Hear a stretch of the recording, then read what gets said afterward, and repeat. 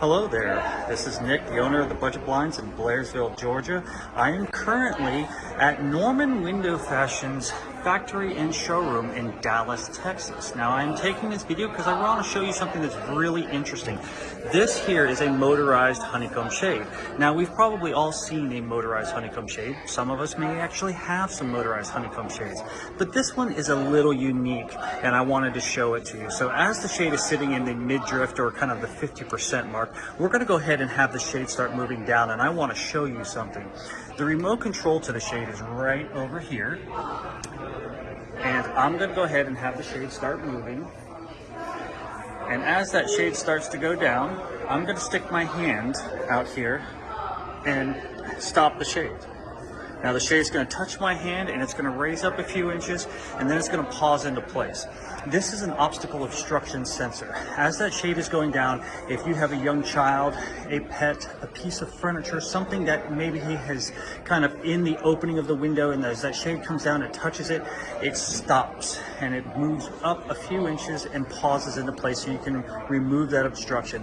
This is to protect whatever it hit and to protect the shade itself. What's also really interesting about this particular option is it also allows you to operate the shade manually without needing the remote control. And you are probably wondering, how is that even possible? Well, I will show you. Okay, this shade is in the stationary position. If you come over here just to the shade, you lift it up for a second or two and then drop it back down, the shade will start moving. Again, if I put my hand here to pause the shade will pause. And then if I come over here to the side, lift it up again and touch it back down, the shade will move up. And so it'll keep moving up until it reaches the top limit. Again, if it's up and I want it to stop, I can lift it momentarily and the shade pauses into place. This is actually a very, very good feature.